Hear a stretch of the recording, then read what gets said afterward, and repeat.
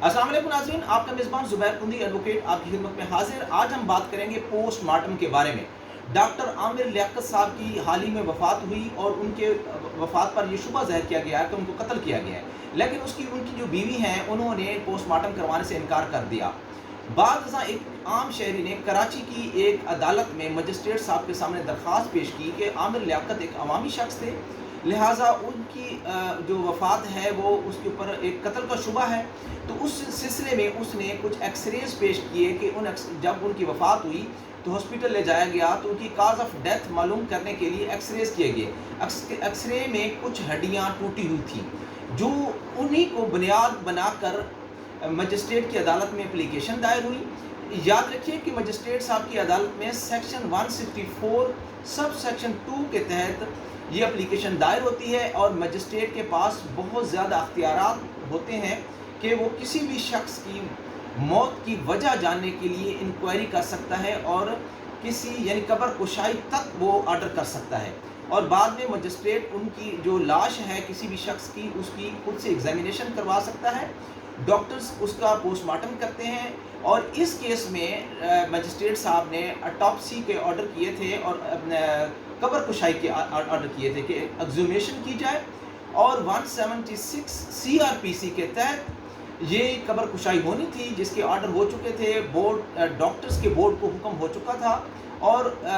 ये कब्र कुशाई 23 जून को फिक्स थी।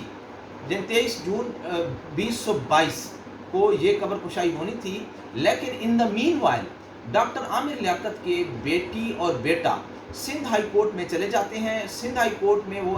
उसी जो मजिस्ट्रेट साहब का जो ऑर्डर है वो उसको चैलेंज करते हैं और उस चैलेंज करके ये कहते हैं कि डॉक्टर आमिर लियाकत की जो वफ़ात हुई है वो उनके मुताबिक एक नेचुरल डेथ थी, लिहाजा उनके जो बंदा ये एप्लीकेशन दी है, जिस बंदे ने, वो सिर्फ़ और सिर्फ अपनी एक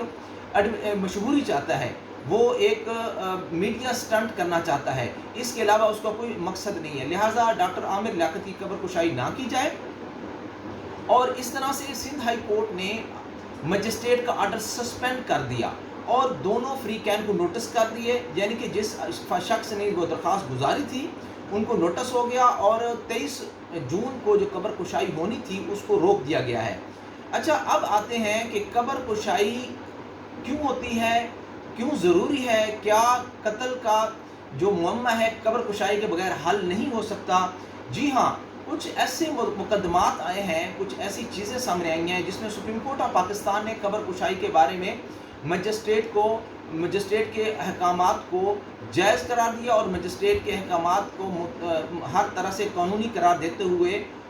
बल्कि ये हुक्म सादर किया कि कब्र कुशाई करके एविडेंस कलेक्ट किए जाएँ और काज ऑफ डेथ मालूम की जाए। मोस्टली जो पुलिस के मुकदमात होते हैं जिसमें पता चलता है कि पुलिस ने फ़लाँ बंदा मार दिया, फ़लाँ जो डाकू मार दिया, तो बाद पता चलता है कि डाकू ने कोई मुकाबला नहीं किया था, उसको पुलिस ने जानबूझ के मारा है, तो उसके बाद उसको दफना दिया जाता है। तो उस वजह को मालूम करने के लिए या किसी शख्स को जहर दिया गया है और जहर का बाद पता चलता है तो उसका पता करने के लिए भी वो कब्र कुशाई के ऑर्डर मजिस्ट्रेट ऑर्डर कर सकता है और उसकी जो काज ऑफ डेथ है पता चलती है। अब आती है बात, क्या कब्र कुशाई होने के बाद जो कातिल है उसको कितना असर उसके ऊपर पड़ेगा। जी हाँ, कब्र कुशाई के बाद अगर ये बात साबित हो जाती है कि फ़लाँ शख्स ने फ़लाँ चीज़ जहर देकर या किसी चीज़ से उसको मारा या उसके को गर्दन दबोच दी या उसको कोई, मतलब ये है कि किसी किस्म का वो अगर शवाहिद मिल जाते हैं, ऑटोप्सी में मिल जाते हैं या उसके कोई DNA टेस्ट में कोई चीज़ मिल जाती है तो कातिल के लिए मौत का फंदा तैयार हो जाता है। तो ये डॉक्टर आमिर लियाकत के केस में डायरेक्ट कोई गवाह नहीं है और डायरेक्ट ही किसी के ऊपर कोई वो शक शुबा जहर नहीं किया गया, तो ऐसे केसेस में सम टाइम जो सज़ा का जो इशू है वो ज़रा उसकी जो सज़ा की शिद्दत है वो कम हो जाती है, यानी कि जहाँ किसी के ऊपर वो शकूक को शुबात ज़्यादा बढ़ जाते हैं तो कानून ये कहता है कि किसी भी मुल्ज़िम को शक का फ़ायदा देना चाहिए। تو یہ جو ایگزومیشن ہوتی ہے یا قبر کشائی ہوتی ہے، یہ ایک کورابوریٹو ایویڈنس ہے جو مقدمے کو مضبوط کرتی ہے۔ لیکن اگر مقدمہ ایسے بہت سارے مقدمے ایسے گزرے ہیں جس میں قبر کشائی نہیں ہوئی لیکن ملزمان کو سزا ملی ہے۔ اس طرح سے جو اسلام کیا کہتا ہے، اسلام میں قبر کشائی کو جائز قرار نہیں دیا،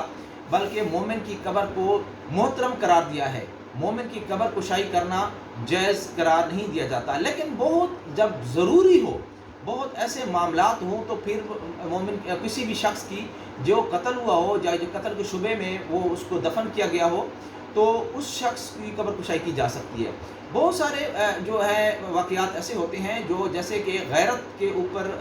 جو قتل عام ہوتا ہے، بہت ساری خواتین کو غیرت کے نام پر قتل کر دیا جاتا ہے، یا بہت سارے ایسے افراد کو قتل کر دیا جاتا ہے، جائیداد کی خاطر قتل کر دیا جاتا ہے۔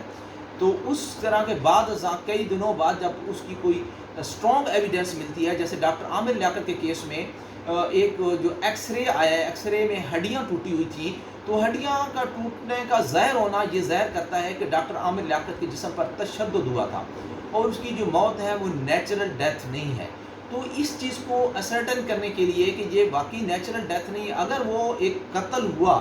اور یہ ثابت ہو گیا کہ ڈاکٹر عامر لیاقت کی جو پوسٹ مارٹم کی رپورٹ میں یہ بات سامنے آ گئی کہ ڈاکٹر عامر لیاقت کی جو موت تھی وہ نیچرل ڈیتھ نہیں تھی بلکہ قتل تھا، تو پھر پولیس انویسٹیگیشن کرے گی اور ان تمام افراد کو پکڑے گی اور ان کی کھوج لگائے گی، اصل قاتل کا پتہ کرے گی کہ اصل قاتل کون ہے۔ تو اس طرح انویسٹیگیشن میں بہت سارے لوگوں کو شامل کیا جائے گا، جس میں ہو سکتا ہے اس کی جو تمام بیویاں ہیں ان سے پوچھ گچھ کی جائے، اس کے اہل و عیال سے پوچھ گچھ کی جائے، اور اس کے جو ملازمین ہیں ان سے پوچھ گچھ کی جا سکتی ہے۔ تو اس سینس میں یہ بات جو ہے یہ بہت حد تک